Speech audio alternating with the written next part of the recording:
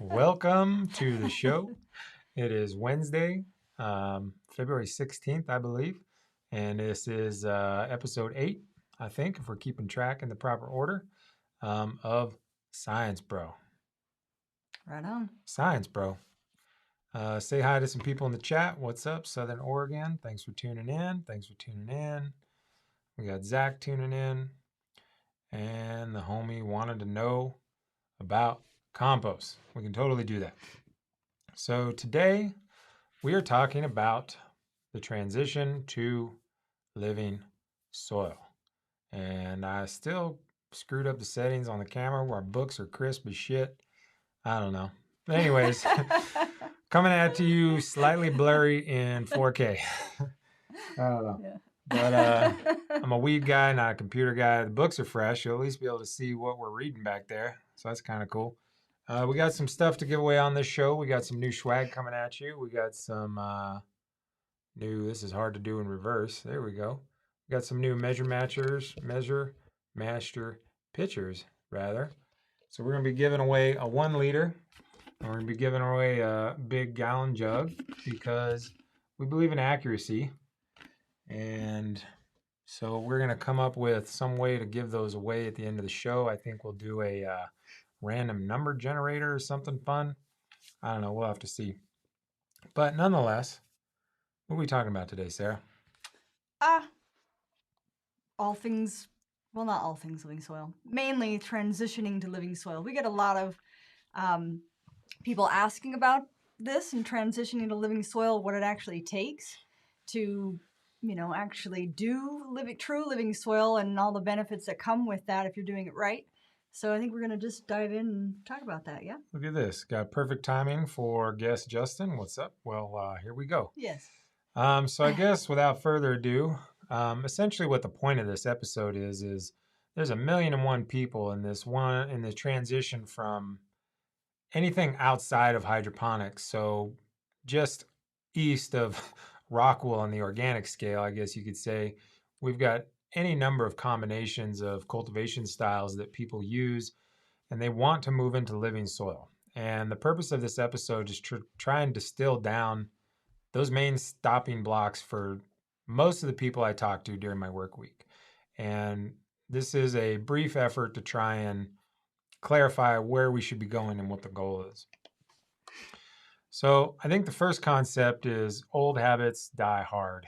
And it's really difficult for people when they're transitioning into truly organic systems, truly living soil systems, to not keep doing the things that were always important to them in past cultivation strategies or styles.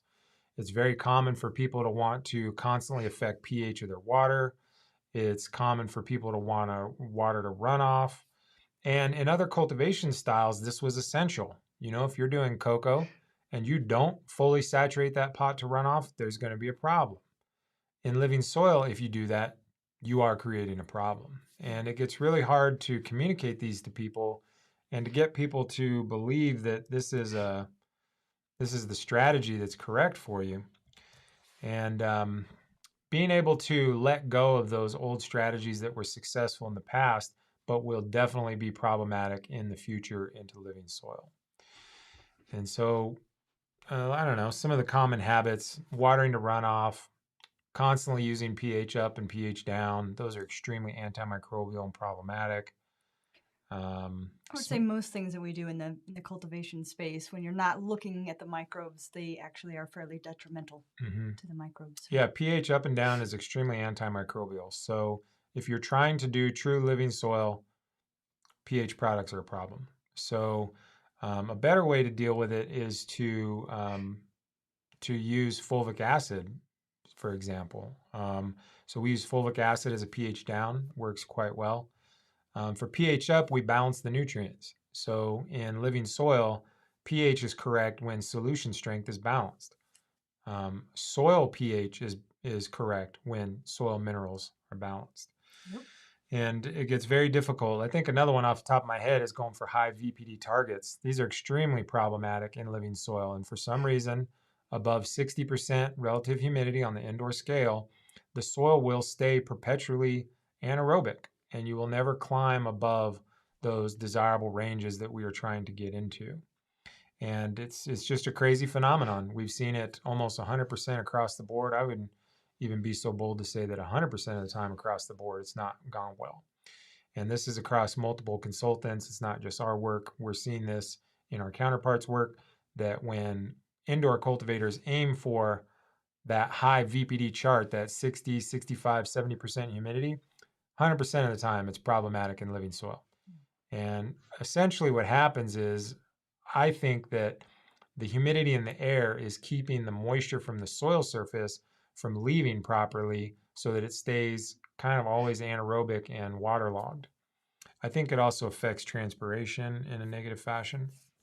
So that's something that's really difficult for people, because clearly in other cultivation strategies, if you ignored pH, if you didn't water to runoff, if you ran in a larger container, these all were problems. But you have to understand that truth and reality is a combination of content within a given context.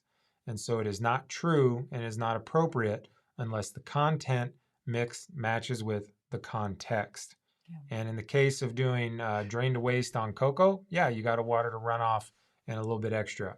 In living soil, that is the improper content for this type of context. So then it means false. So we don't want to do that. And these things, it's extremely hard for people to let those go. Extremely hard. And I would say that even if you're already in organics and already trying to do living soil, what you did one time may not necessarily, and got a result that you think you liked out of it, may not necessarily be appropriate the next time, because you're always moving the ball in health. And so if we're after something that we call health, which, means that you're autonomously not bringing about pests and disease. You don't have to spray something to not have pest and disease at the very minimum. So if you're constantly moving, the status of the health was appropriate one time may not necessarily be appropriate the next time, or maybe it is, but you need less of it. So it's constantly a moving ball. If you're using the same thing over and over again, it may not be appropriate the next time you use it. So that happens a food for lot thought. that happens a lot with teas. It worked once, but it becomes problematic every other time. Yeah. So old habits. You got, in order to have a successful transition, you have to be willing to accept that there's going to be new skills needed, new techniques are needed, and new tools and new approaches. Yeah. This one I run into on a weekly basis, and people from other cultivation strategies, mainly you see a lot of people doing like more like cocoa core, organic bottles, drain to waste type strategies, and they want to move into living soil. And they go grab some bags of 707 or Fox Farms or whatever you're used to doing hydroponic based strategies with. And those products are remarkably inappropriate for the needed hand. Just from a simple chemistry standpoint, they are usually extremely dysfunctional from a chemistry standpoint. And I would say extremely dysfunctional. I'm not sure what context the chemistry of those bag soils is appropriate for, but people use it all the time. And for a living soil context, you're really better off making your own or buying a soil that was designed for living soil from a manufacturer that's actually testing these things, that actually knows the targets and is up to date on what they should be building this soil out of. It can take many, many, many, many harvest cycles to bring a soil into correct balance when you start out with something like a 707 or Fox Farms. On another standpoint, those aren't really permanent soils from a component standpoint. They're usually a lot of perlite. They're usually not the correct balance of compost, aeration, and maybe peat moss or cocoa coir. And so just as an aggregate and an assemblage of that product, it's incorrect for a permanent living soil type consideration. So it's extremely important that if you're going to move into more living soil systems, that you get a proper soil that is minerally balanced. We have a question on, can you speak on some? I don't want to shout these people out on my channel, to be honest. There's only a couple that are left right now. I don't know how to answer that question, but I don't want to give them airtime on my own show. It's already Sucks that I got to sell their soil. But um, how do I answer that? I'll come back. I should have prepared for that question. I apologize. Um, there's not a lot of good options right now. We have been making soil, but we discontinued this last year because once COVID and the supply chain disruptions started happening, it just got as like Pirates of the Caribbean. So we make soil for larger orders, but not the single. If you're in New York, well, then there's nothing. There's, you know, there's only, you know, decent soil about west of Texas. So, yeah, 707 is half perlite, makes it easy to carry. It's also cheap. Perlite's easy, cheap, and lightweight. So you want to look for a soil that is got either lava rock or pumice in it. Perlite is extremely problematic. If you're a regulated facility, you want to make sure that that compost is not high in heavy metals or other pesticides, which is really common. We see that a lot in our professional consulting work, where a soil that comes from a manufacturer that's just always doing what they're doing, and they aren't measuring these things. And now all of a sudden you're a regulated facility and you're going to be tested for heavy metals. And most often the soil blender hasn't even tested their own product for heavy metals. Yeah, You in a lot know. of ways, it's like it's easier nowadays to actually get healthy living soil, but it's also harder because there's a gauntlet of pesticides Mhm. and heavy metals just in the environment and everything that you Mhm. possibly can think of these days. And so, in a lot of ways, we have the tools, we have the science, we've got the products that we can use, but we also have other products that can be very detrimental. So, it can be a Mhm. gauntlet. So, yeah, watch out for all those Yeah. things we talk about often. We'll make an entire episode just on soil because it's such a complex subject. The main thing is, if you're trying to do living soil and you buy bag 707 and you plant directly in those bags, that's a hydroponic technique. That's not a living soil technique. And so even using like the small bags, so a lot of people want to use plastic bags and be affordable.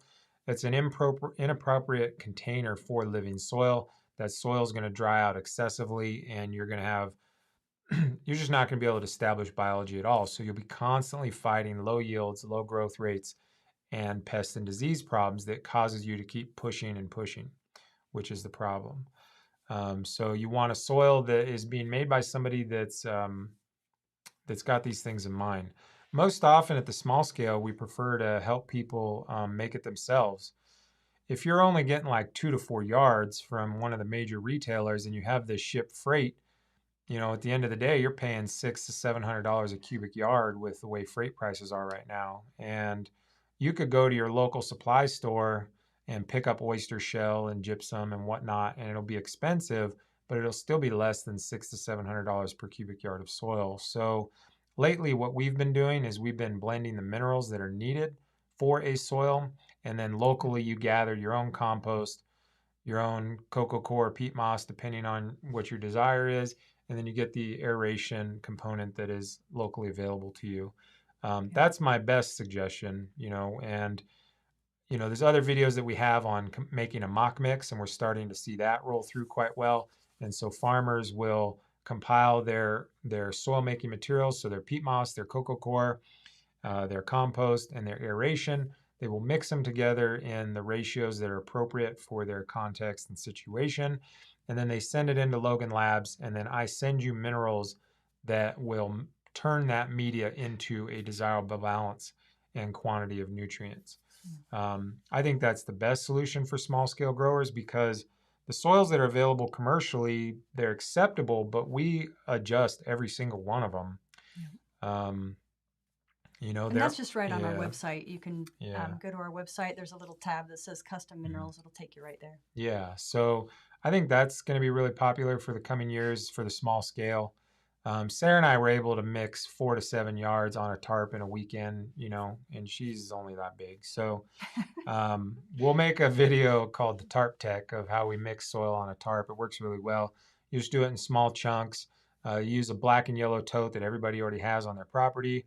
Those Home Depot black and yellow totes, if you fill them up to the little rib, which is just below the lid, that's 3 cubic foot. So a cubic yard is 27 cubic foot. So if you do 3 rounds of 3 totes, That's 27 cubic feet. So you can very accurately blend and homogenize and keep track of the minerals that goes into your soil so that you can have a solid end result. Yeah. So there is a video back in the history of how to make a mock mix, and I'll just keep expanding on that. We've been pretty busy the last couple weeks with our master classes, so we've kind of fallen off on the like regular video, and we're just trying to keep up with the live streams. But spring's coming, so we'll make some videos about how to make proper soil. But even if you do buy a soil from a commercial facility that's claiming to make an appropriate living soil, we still always advocate testing that batch and correcting, because so far none of them are coming off the way that we would want. And just like making soil in general, it can be very difficult. And I do that for myself. I'm not shitting on soil blenders. Even the soil that I make, when I'm trying to hit specific targets and be very extremely accurate, I still test, amend, and correct before we plant. That's just the process that's needed. So, Yes. anti Everything we do, almost everything, almost everything, is antimicrobial. almost everything that cultivators do, moving from other techniques into living soil, is antimicrobial. Or it swings it wildly out of balance. Yeah, I would agree. May as well be, because you'll end up spraying, you end up with pest and disease, and you'll end up spraying and knocking back something, and then killing the life anyway. So it's just all about balance when it comes to microbes. But you can't manage what you don't measure. So I think that's one of the biggest issues with living soil is we've been told that the microbes just appear, and they don't just appear. And if you hope that they turn out good, they don't. It doesn't. 0% of the time, it just appears. And so you have to very consciously and with intention inoculate with a biologically complete compost. And then you need to behave in a way that allows the establishment and proliferation of those organisms. They don't just show up and they don't just evolve on their own. And when we track these soils over time, literally from the beginning of when we started doing this, it's all fairly similar. Pretty much everybody is well below the minimums that Dr. Lane would set as desirable for higher level plant growth. And so we need to first determine what is it that we're doing that's antagonistic to organism communities. We need to figure out how to inoculate properly, and then we need to figure out how to behave in a way that isn't antimicrobial. So pretty much all of the pest control products you use are antimicrobial because they drift down onto the soil. Other things like systemic fungicides, when you spray on the plant, the plant will try to deposit them into the root zone to get it out of the plant, which then is extremely antimicrobial to soil organism communities. I guess I should touch on that. That's one of the old habits from other strategies that's really difficult. So people that came from like cocoa, where you're flushing tremendous amounts of water through a soil volume, those plants can tolerate higher levels of pesticide applications without you noticing them, because the plant has the ability to take those leaf applied compounds, deposit them in the root zone, and then you're constantly flushing them out. And so you don't realize that you're well above the limit that your plant can tolerate for those compounds, but you're not realizing it because you're flushing it out. And then when you move to living soil, when you're not even watering to full saturation, and those compounds build up and torch your plants. That's one of the first things that people from cocoa strategies do. Same with rock wool and hydroponics, same deal. You're constantly rinsing it out of the res, and the plant's constantly dumping it, and you're constantly flushing and giving that plant an avenue to detoxify from the things that you're spraying. So one of the biggest jumps into living soil is you have to accept that you just cannot spray as much garbage as you have in the past. And I'm going to be more careful on this episode because the last episode we got cut early by the YouTube algorithm for specifically naming pesticides, calling them genetically modified, and speaking about their health effects. So if you were wondering who's running the show, it is not organic motherfuckers. It is chemical fools. So I'm going to try and not break the cardinal rule of naming specific pesticides by their brand name. But if I say the name of an active ingredient, most of you don't know what the hell I'm talking about. So I kind of got to break the rules to give you the label name. But that is what shut down the stream and got it reported to YouTube and locked out for minors or people that don't want to sign in, which I don't want people to sign in to watch our videos. Anyways, I digress. Other things that are antimicrobial, pretty much all of your pest control products are antimicrobial, either through direct contact, meaning like neem oil, I would say is a direct contact. Antimicrobial, meaning you spray it on the plant, it drifts onto the soil and kills pretty much everything. If you have a systemic fungicide like myclobutanol, that is sprayed on the plant. There is a contact effect, but I believe the plant is then flushing it into the root zone, which nukes everything. And, so and then what else? pH products are antimicrobial. What else? The desire to clean lines, super Mm, antimicrobial. That's another thing you can't do. You can't just be cleaning lines all the time. citric Um, acid. we have a lot of people that want to use like soil wetteners. Those are terrible. Um, don't use any of that shit. We have people that we help convert all the time, and they're real dead set on using easy wet and all these really disgusting chemicals. Don't put that in your permanent soil. Um, what else can you think of? It's antimicrobial. Yeah. I can think of a few things that bring about disease, but yeah. Well, speak into the microphone. Well, so these when you do use a pesticide, right? There's a couple of things that are actually happening there. There's the pesticide itself, right? That's happening and its direct effect, but it's also its indirect effect. So the way that the plant responds to this chelating agent that then ties up these trace minerals, right? In response to this tying up of the trace minerals that is now not available to the plant, it can dump huge amounts of other like potassium and amino acids and phenols, and that can actually stimulate disease-causing organisms as an indirect effect. So it's a lot more than just the pesticide itself. So Mhm. So we have a question about aloe being watered in. No, aloe is not antimicrobial. I no. would say aloe is pro-microbial. I would say that's a really gentle food source that's not Mm-hmm. problematic. Um, so I would say that. Trying to think what else. Make sure we didn't get too far down the comment section. Looks like oh, here we go. I'm high. That's all I got. All right, cool. Well, catch it on the replay for the turn back around. So pot and container size. That's another one that really wrecks people. If you're going to do drain to waste cocoa, yeah, do a 2-gallon pot, run a million of them, fight disease, fight variation, have at it.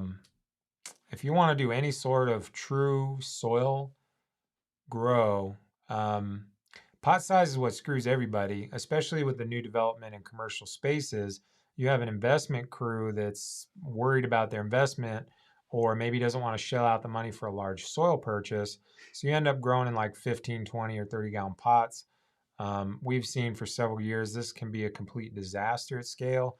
You might be able to manage the variation from 30-gallon pots in a 4, 8, or 16 liter. As soon as you start to get in 1,000 square feet or more, it's a complete disaster. If you get into 10, 20,000 square feet, 15-gallon pots is an absolute nightmare with living soil. We used to in previous years say that a 30-gallon pot was suitable, but I've abandoned that. I don't even want to do that anymore. 60-gallon Um, was even rough this year, and I but that think, was outdoor. So yeah, and I think if you're going to do, yeah, I guess we should clarify indoors and outdoors. In the indoor setting, you can only fit 4 30-gallon pots in a 4x4 space. And if you do like 2 foot by 4 foot beds in that same space, you can comfortably get 6 plants without fighting it. To get more than 4 plants in a 30-gallon pot, I know there's people that put multiple plants in a round pot. I do not agree. I think that's really awkward for the plants. I think it's really awkward for the cultivator. I think it's really awkward for staking and trellising. So, and we actually, the very first living soil run that Sarah and I did together, one of the tests that we did was we took our tray of clones. Some of those clones we put directly into a 30-gallon pot by themselves. We put 2 clones directly into a 30-gallon pot. and then we put clones into 2-gallon pots and then up potted them into the 30-gallon pots. So we did a variation of a single clone in a 30-gallon pot by itself, 2 clones in a 30-gallon pot directly in, and then 1 in 2 plants that had gone into a 2-gallon and then into 30, if that makes sense. And without a doubt, the single clone directly in a 30-gallon pot by itself doubled the yield Yep. of most of the other ones. So there's a good indication that the clones going into the soil, their final home, significantly impacts yield. But even when we put 3 plants into a 30-gallon pot, the 1 plant still out yielded it. So I don't really see that that's actually beneficial, especially now that rules are tightening plant counts. I think you're just better off growing a plant properly. I think if you're struggling to get yield, yeah, you might get 3 plants to produce more than 1 or 2, but there's still an underlying problem with what you're doing is leading to low yield. So a lot of commercial farms specifically try to go massive plants, and that just doesn't work. We're big advocates of if you're going to do living soil, commit to the container.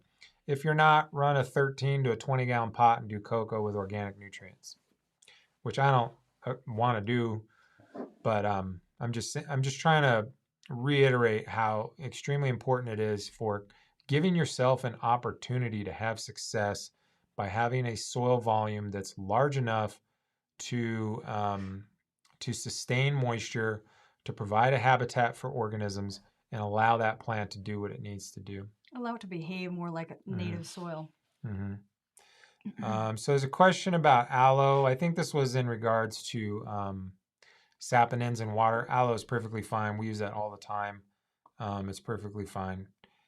And then as far as saponins for watering, they're all fine. I'm not a yucca, however you say it, guy. Some people are dead set about that.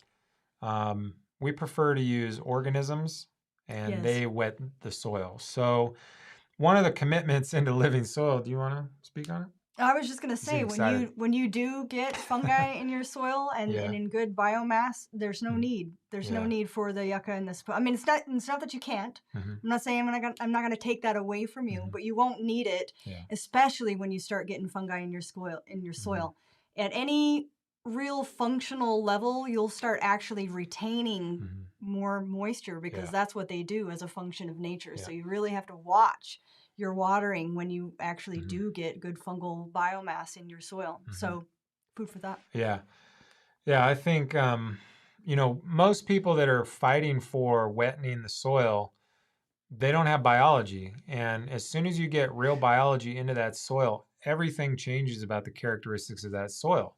And so if you're feeling like your soil is maintaining a hydrophobic tendency, you're at least missing the biological component. So that's why we've never really gotten into them. We just lightly mist and moisten up the soil in the beginning. We start inoculating. 5 to 7 days later, it's a completely different animal, and it always absorbs water properly. Yeah, we spend our time feeding them. Yeah. Yeah. Yeah. So there's some talk about soap nuts. We have some. I never used them. We use them for our laundry. Yeah, we use them for our laundry. I've honestly, I'll just be honest, I've never even tested it because to me, I use soap to clean off dirt. And so I just can't imagine that it's not at least partially antimicrobial. So maybe we should dig up the soap nuts. We'll write that on the to-do list.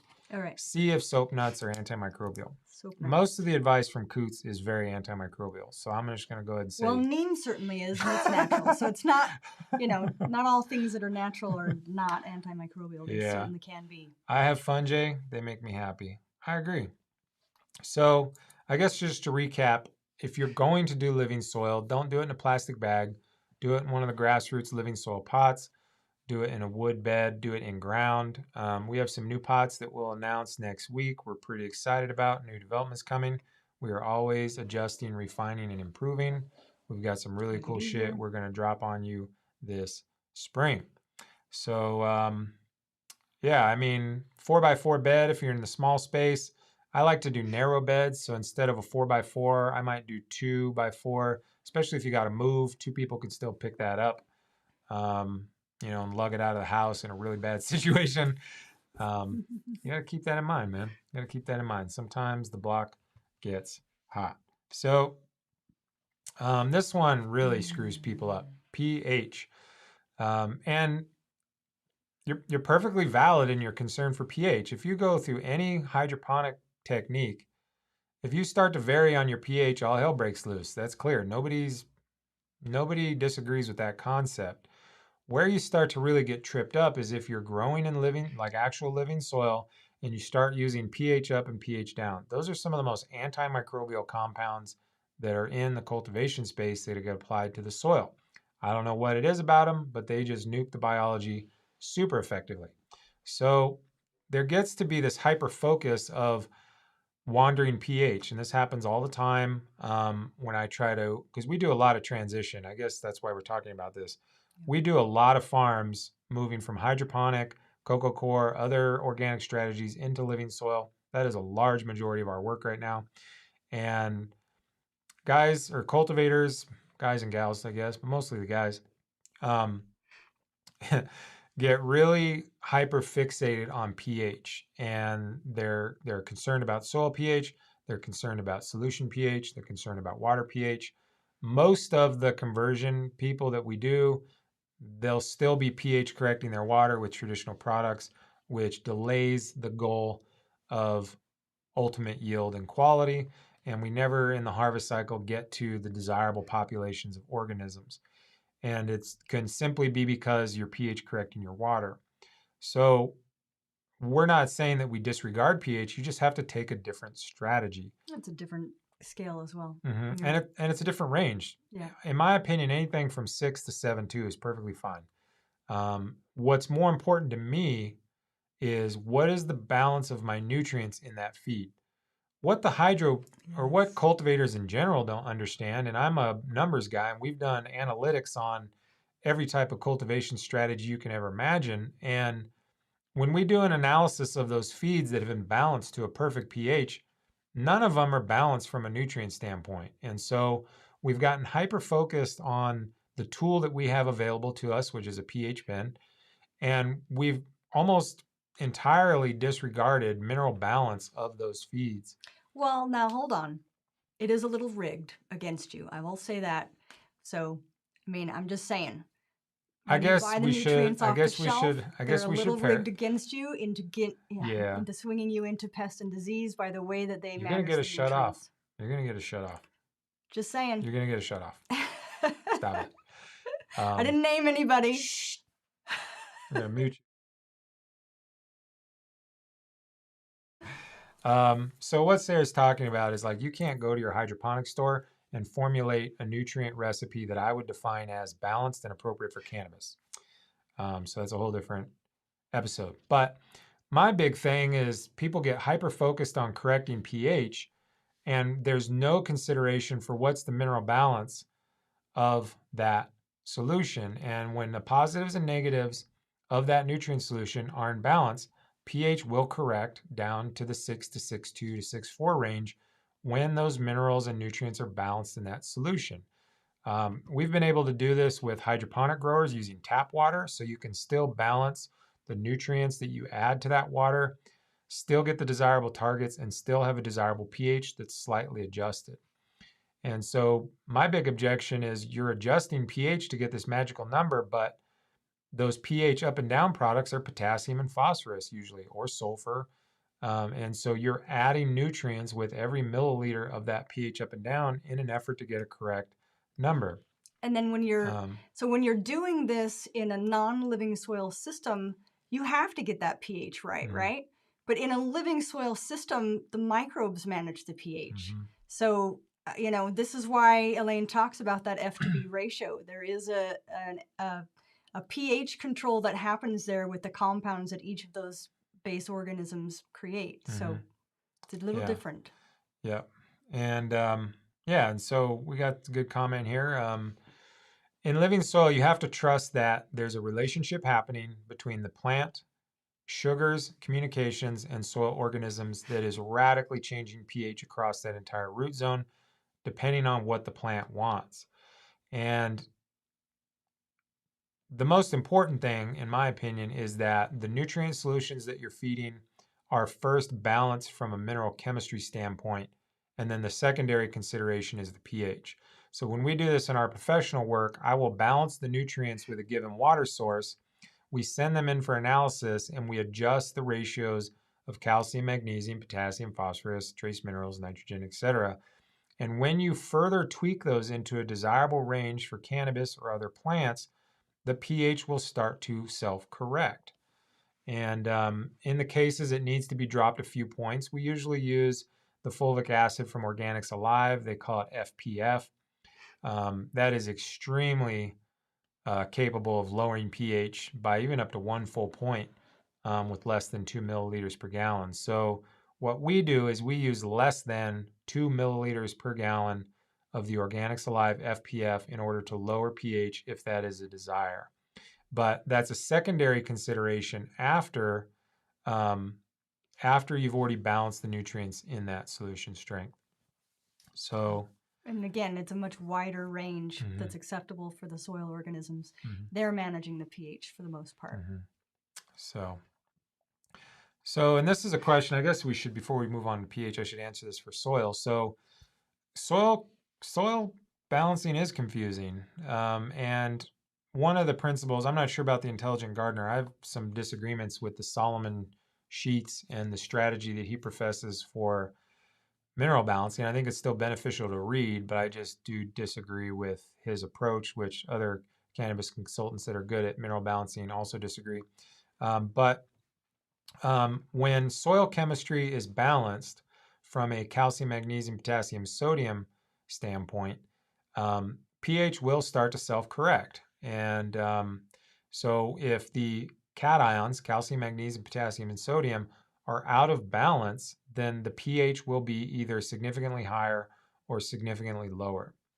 And as we start to correct the mineral needs of that soil from a Malic 3 test standpoint, that pH will start to adjust. We never take a forcing up or forcing down strategy. The only thing that we do is we balance the minerals in that soil.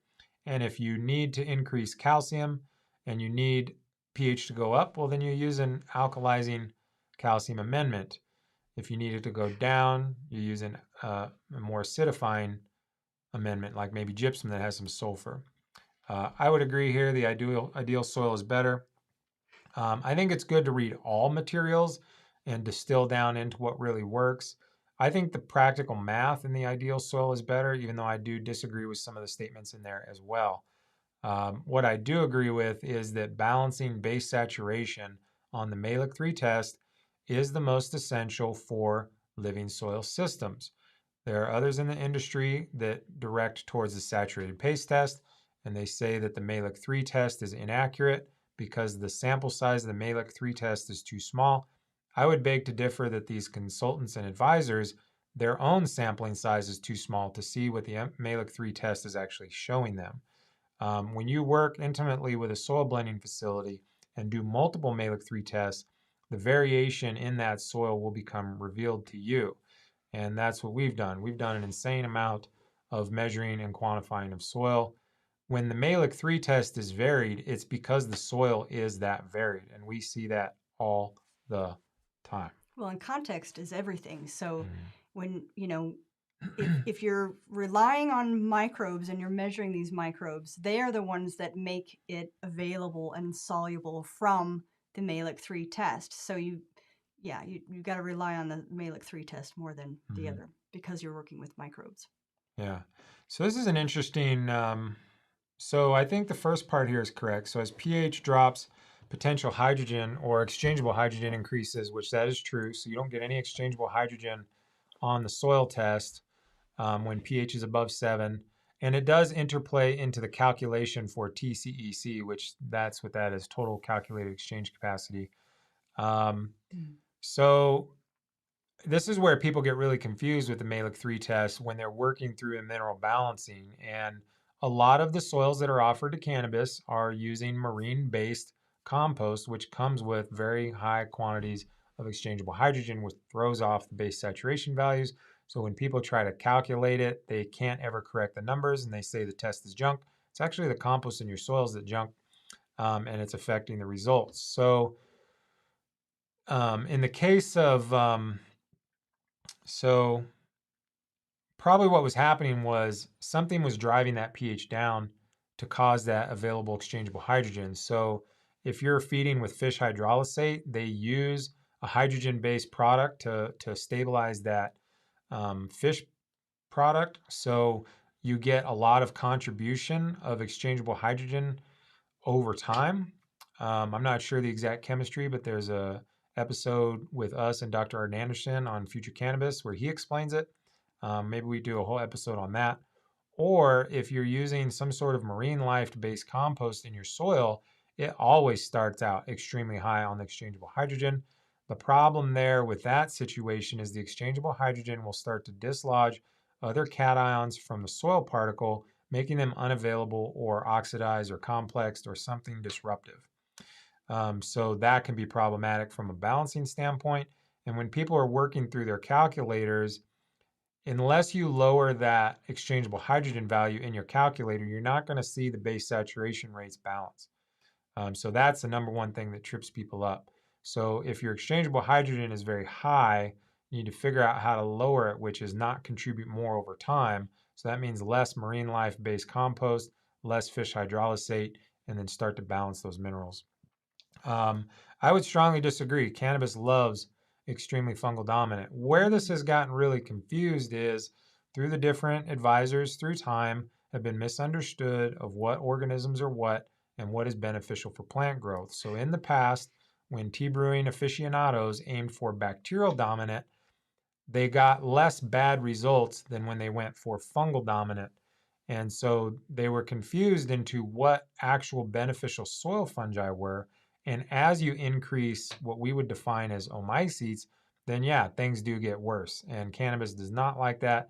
It starts to explode with powdery mildew. In more extreme cases, you get russet mites. So this is something I'm going to disagree with till the day I die, Well, until I'll the say narrative that changes. I'll say that you know, don't forget that often when Dr. Elaine is talking about what cannabis prefers, she's just talking about the succession that they have found it in, which is more about like a minimum, right? A biological minimum, which tends to be about at very minimum zero 0.8 on the F to B. But we find that the range goes far beyond 1 to 1. So, it's a range. In nature, nothing is ever 0.8, right? It's a range. So we find that it's definitely a range, and you can go much higher and they'll be happier. Yeah, So yeah. There's a question about cannabis and high actual beneficial fungi, fungally dominated, not disease dominant, not omycete dominant, but beneficial saprophytic fungal dominant. Um, that's how cannabis got started, y'all. People went into the forest and planted it into the ground and had fantastic results that built an entire economy.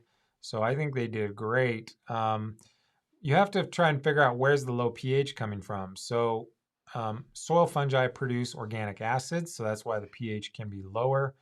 But in those soils, there's also abundance of organic acids, and those organic acids keep the form of nitrogen in the ammoniacal form, which cannabis definitely loves for fruiting and flowering. So I think you have to figure out what's driving that pH down. Now, if you're doing Korean natural farming and you're bombarding a bunch of anaerobic ferments onto your soil, that will lower pH, and that's from a disease context, and that is definitely not good for cannabis, as the industry is showing. KNF is killing pretty much everything. yeah. I've kicked all the mites and mold with the help of these two. Had a boy. Yeah, and that leads us into what is health. What is health? Yeah. What is health, Sarah? Well, I'd say that health is a function of full genetic expression, to where the plant or you, any living organism, can be completely functional and healthy and not have pests and disease of any kind on its own. So we're not having to spray and knock down and go, hey, look, I don't have any bugs. We're healthy.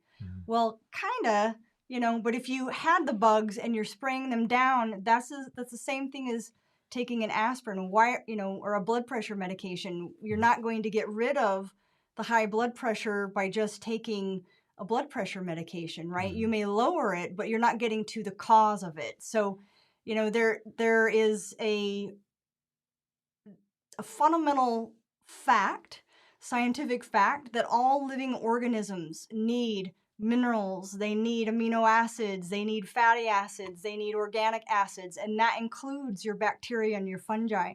So we can use the science of nutritional chemistry to our advantage to bring about a state of a true health where you don't even need to reach for anything. And that is absolutely possible.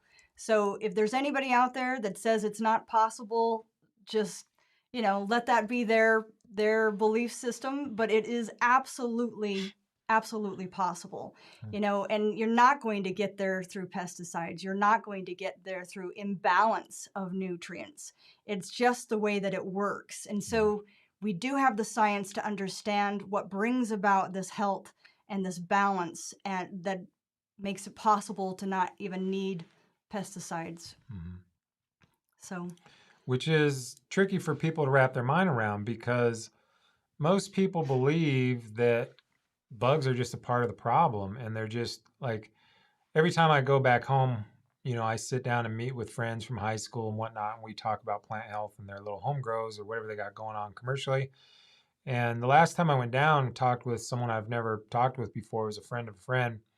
And at the end of yeah, our, couple hour sounds about. conversation, he just was like, I never even thought about plants with no bugs. They've just always been a thing. I just thought that it was part of the deal. And it was a really interesting moment for me because I started this journey saying there has to be a way that you can do this without bugs or sprays. And if you're going into the regulated space, then you're going to have to learn how to do it. And somebody needs to start working on it. And so I guess I started out with the idea that it was a possibility. And I did not stop until I realized how to reliably and predictably bring about a pest free situation. And it is definitely possible, but you have to get all the components of the system correct.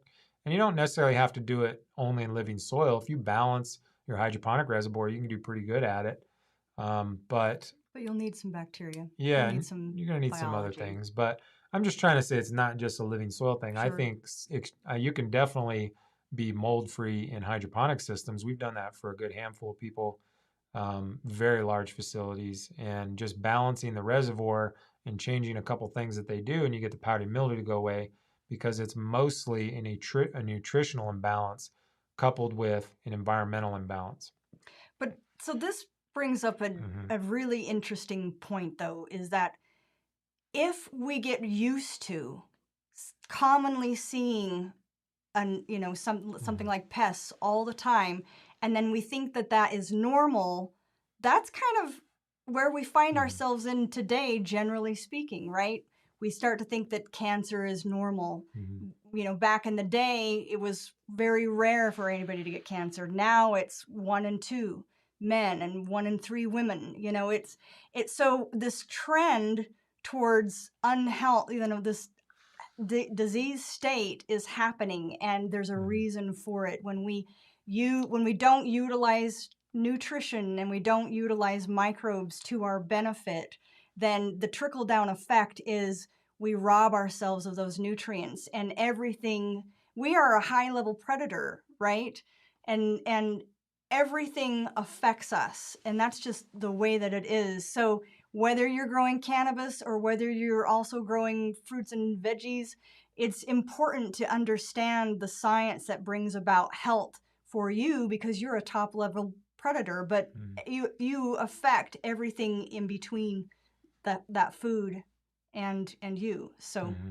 um, anyway, I won't go too much on a soapbox there, but the degradation that's happened over the Hmm. last 100 years is leads exactly to where we are now, Hmm. and we have to do something different to get a different result. Yeah. What do you think about mycorrhizal fungi in an indoor setting? I would say the short answer is that we've always seen a benefit. Yeah. Um, I don't. I'm not able to like quantify them. We can shine a UV light on the roots in our microscope and see that they're there. But every time I've inoculated with a proper viable mycorrhizal spore, it's worked and it's provided benefit. Um, so I don't know anything about how, we're doing permanent soils. So once they're in there, they're in there. So a little bit different context. Well, and just the plant seeing the species that it should be evolving with, even if it doesn't totally colonize it, there is benefit. There is research that shows that there is benefit that has gained, even if it just shows up in the system. Mm-hmm. So we got some Oh, wine nice. caps popping up. That's Yeah. pretty exciting. That's pretty exciting. And Yeah, sick is not sick is normal. not It's normal. not normal. It might be common, but Yeah. it's not normal. Yeah. Yeah. If you've got your wine caps in the vegetative space, they won't fruit. You'll just see them spreading out. They don't start to produce above ground fruit until you get them into 12-12 light cycle, which is pretty crazy. Here's an interesting question about tea brewing. Do you want to handle that, guy? What to add to brew to increase the fungal component to provide 1:1 F to B? How often to spray to really make some dramatic difference and change every day or week? Okay, so I would not put in fish hydrolysate. That is actually doesn't seem to stimulate the beneficial fungi. Kelp is a really good one.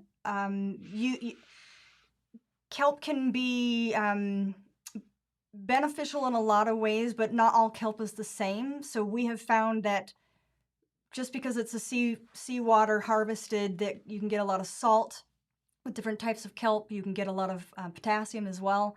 So that's another reason why we use the kelp zyme that we do, because it's always the same every time, and it doesn't come with high sodium, which can be not the result you're looking for when you're feeding your fungi. So I would definitely use kelp in there, and kelp zyme specifically. That's a staple in my tea brew recipes. So I think it's important to note that the goal isn't necessarily a 1-to-1 F to B in your tea. And right. I think this focus from the prior generation of tea brewing enthusiasts really led people astray. And we're still trying to wrangle it back into what's appropriate. And this whole concept that fungally dominant is even a goal, I would disagree with. And what you really need is the presence of fungi, appropriate levels of bacteria, and appropriate levels of predators for bacteria without producing an abundance of omycetes, which is what will give you powdery mildew. And so I think people are way too hyper focused on this concept of fungally dominated, which I don't even think is a good goal. You just need there to be a certain, a minimum level of fungi in the tea brew in order to be effective against any disease. So, and Dr. Elaine had put out a book. In fact, I'm not sure she ended up publishing her most recent compost tea manual, but I believe that she stated in there that it was 11 micrograms per it's so small, per y'all. milliliter. So small. Yeah, it's really not that, doesn't take too much. What's actually important is that the omycetes are 0 or very close to 0, and that your beneficial fungi are as high as you can get them in that brew without turning it anaerobic. And most people's brewing equipment won't even facilitate that outcome. That's why we have completely done away with tea brewing in any of our professional work since like 2016. I think that's really important for people to understand that we're out there on the leading edge of living soil and high performance in any size garden, and we do not brew tea very often. We do personally brew tea, and we put it into a shelf-stable bag, and we offer that to our clients for the times that they do need to brew tea. But when we've worked with a farm directly, I would say 0 of the farms that we've ever worked with have been brewing a tea that would meet the standards of Dr. Lame for health and would provide benefit. And that really starts to twerk people, and people get really upset. That's not coming from an emotional statement. That's coming from a mathematical statement of what Dr. Lane has already defined as the appropriate levels of beneficial organism biomass within that tea, with having a really low population of what we define as the omycetes. Yeah. And I would say 99.99% of the commercial tea brewers out there will not get you to that goal. We use equipment from the beer brewing industry. I don't talk about tea brewing publicly because ever since I started doing it in 2016, people get twerked, and the people that sell Mhm. equipment get pissed, and my email blows up, and they're all up in the chat getting chatty. So I just don't talk about it. But You just want something that's cleanable, completely and it's not cleanable. cleanable. So Yeah, something that you can completely take apart yeah, all of the valves, all of the hmm fittings, everything, hmm and scour it. And even we have a machine, several machines that are like that. hmm And even then we miss a spot or yeah. we didn't get down the hose, far enough. And even hmm then I can brew up on my seat. So So even in a completely stainless steel brew that we wipe out knowing the consequences of not doing it, we still occasionally pour it on the ground. yep, And that's why we do compost extract. You're yep. much safer doing compost extract. You don't need to do all this manipulation to it. And I was one of those guys. I like to tinker and do tea brews, but like you're really better off letting the plant and the soil work out what organisms grow and what do not. And that's what you get for compost extract. So if you're constantly brewing in a tea brewer, that is an environment that is not the same as soil. It's a water environment where they're being dislodged and bounced around. And so the organisms that even might grow from your original compost might not even be the ones that your soil needs to increase. And you really are just better off making a compost extract, adding a tiny bit of food source, if at all, getting it into the soil, and lightly stimulating the soil or foliar feeding the plant. I promise you, across millions of square feet of cultivation space, that has been the jam. Um, we use tanks from Stout. I think their website's conicalfermenter.com. I think a 40-gallon brewer is a pretty sweet spot. We've got some smaller ones, and they actually are fairly difficult. So, But you don't need a whole lot. and so that's Yep. why we say I would still use a 5-gallon bucket, and that's the tea brewer people that sell apparatus get mad, but you don't need any of the apparatus. Just tape the air lines on the bottom of the bucket, a little piece of duct tape, put one on each side of the bucket. Maybe I'll do a video on that, but you don't want anything in there. You want it to be able to completely clean out and even cut the tubes. To give you some comparison, like we knocked mold, we went to a farm that was 20,000 square feet in 2016. This was the last time we brewed tea on a farm. And um, in a 150-gallon tank that had about 100 gallons in it, we were able to completely knock out an explosion in 20,000 square feet of um, cultivation space. So you don't like people think they need these big ass brewers, and really you need like 5 to 10 gallons of good tea. So Mhm. at any sort of small scale, And I'm a good telling you, you sprayer. don't even need a tea brewer. Yep. You just need a bucket. Um, the only predator for oomycetes are conditions that I've found. They're a conditional animal. They grow in standing water. They grow in the presence of excess food. Um, you So know. yeah, and it's all about competition in nature. hmm So it's and what you're selecting for. So that's what hmm he's talking about. And if you're selecting for them, there's hmm not going to be a whole lot you can do about that because you're literally giving them the environment in which they actually can outcompete. Right. So you have to be able to give them an environment where they can't outcompete the fungi, and then you have to put the beneficial fungi, in there so that they then keep it swinging in their benefit, keeping it aerobic. So hmm that's how nature does it. So I know there's a little bit of delay on the live stream, so we're going to start this now. But remember, we're going to give away a new pitcher set. You're going to get a liter, and you're going to get a gallon pitcher, and we're going to do a random number generator style. AccuPour is what we use in our work. So drop a number in the chat from 1 to 50, and here in about a minute or two, we'll fire up the random number generator, which I start seeing some numbers blow by. There's a couple questions about straining compost extract for foliar feeds. We don't often do that. We have some people that do it, and it can be fine in certain situations. The obstacle you're up against is in a compost extract. The main difference between tea is those organisms are not stimulated, so they're not producing glues to stick on surfaces. So the first obstacle to spraying a plant with extract is they might not stick that well. Right. So you want to put a tiny amount of food in there for 10, 15 minutes before you go to spray it. And I mean, I'm talking like, few milliliters per gallon of an appropriate substance. So 1 to 2 mils per gallon of FPF from Organics Alive, 5 to 10 mils per gallon of Provita or Kelpzyme. I mean, if you really wanted to do molasses, you could do that, but at like 1 to 2 milliliters per gallon. The real obstacle with spraying extract is when you do an extract, there's more sediment, and that sediment will get on your leaves. And so if you're going to spray an extract, you want to maybe then follow back up with some clean water and spray off any dirt or mud. Anytime you filter something, you're going to pull out the organisms, because the organisms are almost like electrically charged to the organic matter and they stick right to it. So best that we do is pour it back through the compost tea bag, which is 400 microns. And that way you at least can pull out the bigger hunks, but some stuff is still going to come through there. So anytime you strain, it can be problematic. So you got to be careful there. Do you have any other comments on that? No. Okay. No, you did it.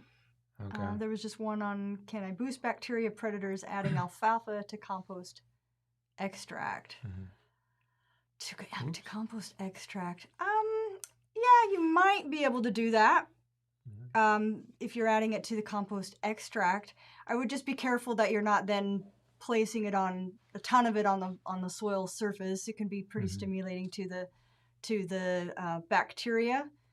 But if you're just doing like a wash of it in your extract or something and then filtering it out, that should be all right.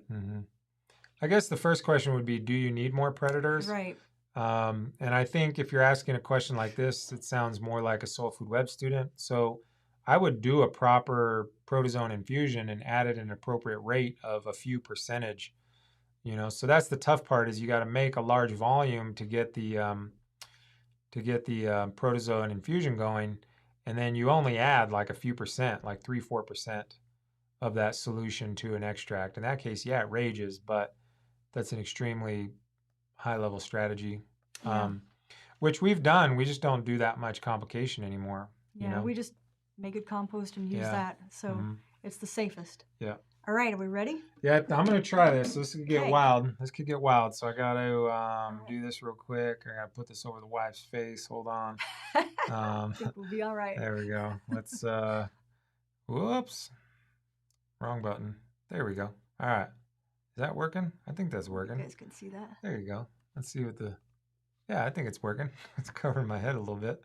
Let me clean it up a little bit. There we go. All right. Let's see. So we're doing 1 to 50. Here we go. Did it do it? Nope. Didn't do it. Oh, because I'm on the wrong. Oh, no. Is that it? No. There we go. Oh. There we go. Woo! That was tripping. That was difficult. All right. So 35. Let's see. We got a 37 up here. Got 44, 33. Which one's closer, 35 or 37? Closest. 2 off. Oh, I might just have to give 2 we away. didn't think this through. All right, We'll so have to give 2 away. Coach Cal and who was the other one? Wesley Pipes. All right, I guess we'll give them to both because I didn't think that through. So Wesley Pipes and Coach Cal, shoot me an email. I guess I didn't prepare for that. Let me see. We can do this on the fly. We're going to add that. There we go. So shoot me an email with your details, and we will get you your chingasos. So new shit. We like to be accurate. These are AccuPours. They're the one that pours. Got a nice little so it goes where you want it. We'll send you guys a liter and a gallon if you shoot me your contact information so that I can get it to you in the mail. Shout out to, whoops, didn't plan it, but it's all right. At least 2 people won. I guess we'll have to figure out a different way. Maybe we'll have to do a Q&A. But nonetheless, you got to start somewhere and you got to move up. So we'll get you guys something cool. Like I said, shoot me an email and we'll get you your stuff. Yeah, boy.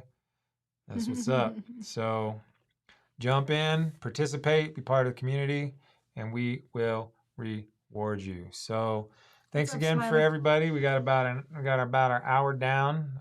Had some camera issues today, but I'll jump on YouTube and figure this shit out. It doesn't look like we got booted by the YouTube police today because we didn't break the cardinal rules of name pesticides by their brand name. But you know what's up. But you know what's up, You y'all. do know what's up. So stay tuned. I'll schedule some more live streams. It's been a busy week or two. And we got to pause for this. Hold on. I'm doing 48 hours super aerated brews. Yeah, this is tricky because this is what the internet tells you to do. Yes, you need But extracts. you want to not do that anymore. If you're doing an airlift brewer, put that shit on Craigslist. Do a bucket. You don't want. Yeah. It's real touchy. People get pissed. I get the inbox blown up. But yeah, this is definitely disease creation. We don't even do a full 24 hours for what it's worth. When we're brewing, we usually stop somewhere around 18 to 20 hours, and you're like catching it right before it blows up.